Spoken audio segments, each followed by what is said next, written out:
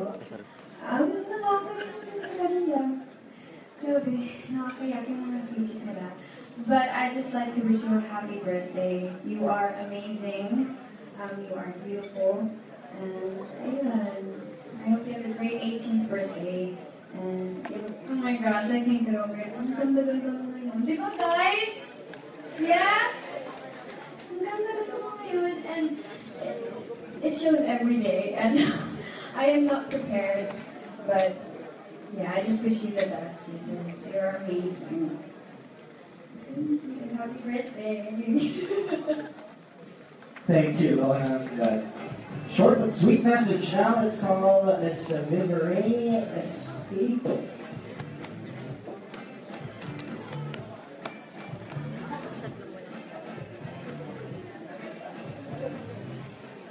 Hi. Happy birthday to you, Arthur Chocolate. If you gonna, and every single time I see you, you get more beautiful. And well, kwento ko lang, nung unang nakita-kita, my first impression was like, oh my gosh, she's so beautiful, she's so classy. I was like, oh my gosh, I'm not like her. I was like, sobrang opposite tayo, diba? And I really never thought that would be close, yung journey natin dun sa loob ng bahay ni Kuya. And so, parang diba, mahihain ako, tapos ikaw parang, oh, she's so beautiful.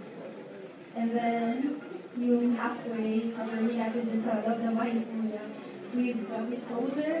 And then, na-realize ko na, oh well, may ibang side si Ate Kisses. And she's parang lagi siyang nag-joke na sobrang corny. Yeah, and then, sa'yo ko na-feel na magkaroon ng ate, tsaka ni Ate Maiden. Kasi gusto ko talaga na magkaroon ng ate. Alam naman ko sa inyo yun. And, well, I have nothing much to say kasi parang sabi na lahat. Basta, thankful ako na naging friends tayo, na I've met you. Kasi you really have a soft heart. Sobrang sweet mo, sobrang adorable mo, and yeah, and you're so elegant, you're so classy, and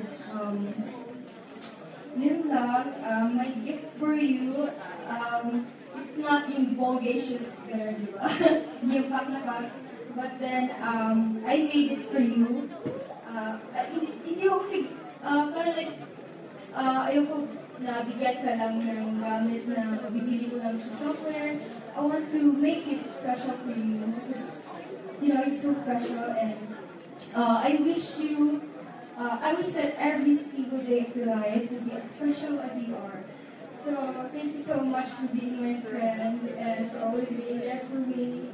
So, happy birthday. God bless you and your family. I love you.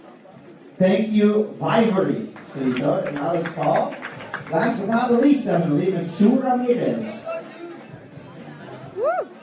Close you. Evening po. Hi, baby girl.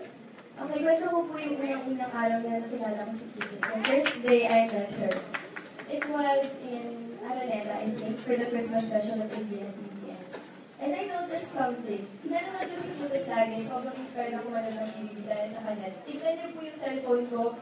Sa 2366, may kita niyo po lagi po ako may boto ng BB Kisses. Mamatay na ako ngayon, promise. Nakita mo yun? You know that. And I love you. Wow. The first time I met Kisses, napansin ko, on her left arm, she had 2 watches on her. Sabi ko, baby girl, bakit dalawa yung watch mo? Kasi may dalawa daw kong nagbili ng watch sa kanya.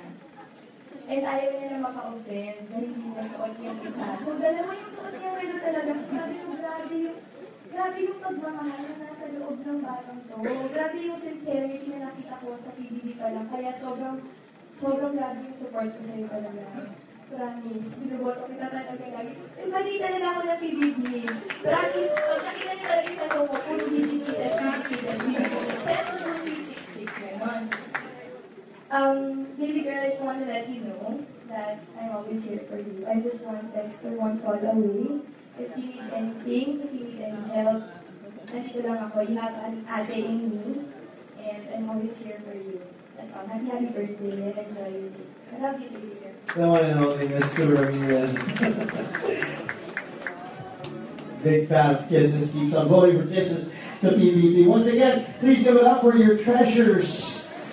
Right there, wala po natin silang lahat. And then we ask them all to go back up on stage to have their photo taken with our lovely debutante Kisses tonight. Once again, all our treasures, palakpakan po natin ang ating mga treasures ngayong gabi.